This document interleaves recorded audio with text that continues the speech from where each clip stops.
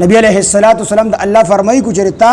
څومره سيزونه چې تا ما در نازل کړي دي څنګه در نازل کړي دي دا تا د امت ته ورسو حکم دی نبی علیہ السلام ته او کو چرتا په دې کې کوتاهي وکړه نو دا د سیده لګه تا چې هیڅ پیغام د الله نه دی رسولي خو نبی علیہ السلام په دې کې هیڅ قسمه کوتاهي نه کړې شپه او ورځ مهنت کړې دي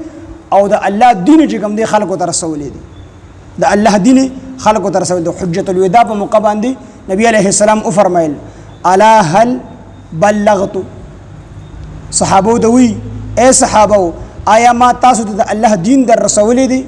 نو صحابه ټول په یو आवाज باندې وي بشکا د الله پیغمبر ته د الله د دین حق ادا کړی دي نبی علیہ السلام او فرمایل فليبلغ الشاهد الغائب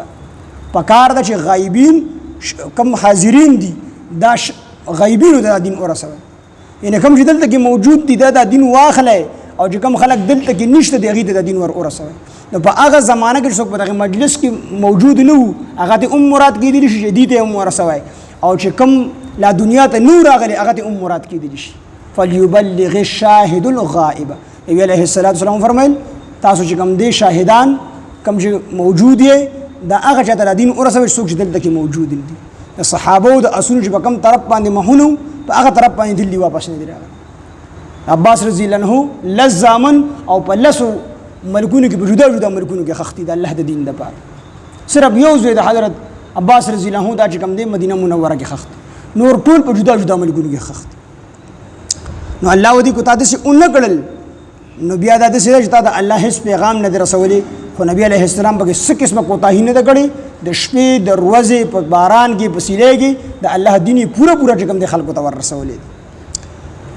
والله يعصمك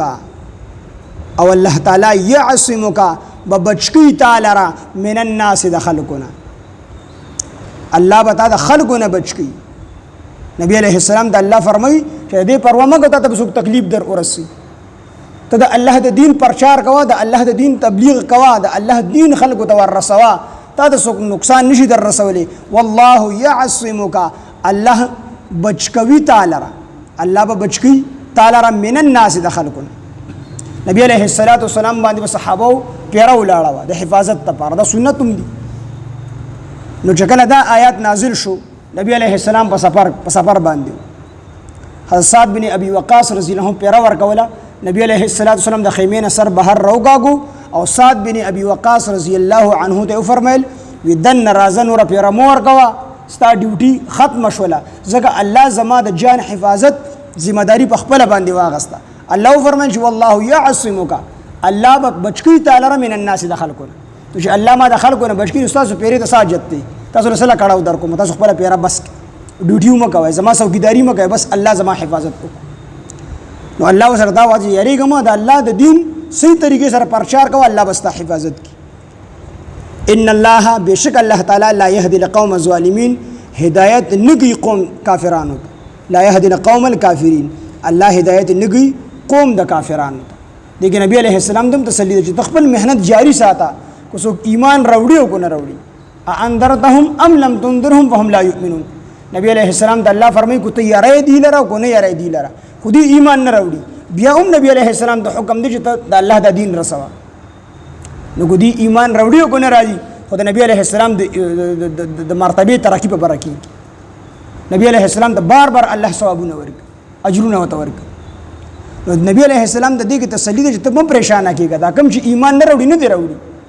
ځکه الله په زور باندې بچا باندې ایمان نه راوړي چې دا چا په زړه کې د ایمان طلب نه وي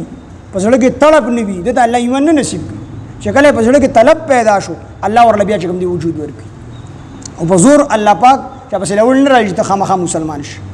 او نه مسلمانان دا حکم کوي دا سړی په زور باندې مسلمان کې دا حکم نشته په زور به یو کافر نه مسلمان دی البته چې کوم مسلمانان دي نو په دې باندې به الله قرآن په زور باندې مني او د الله احکامات په زور ژوند دي کوي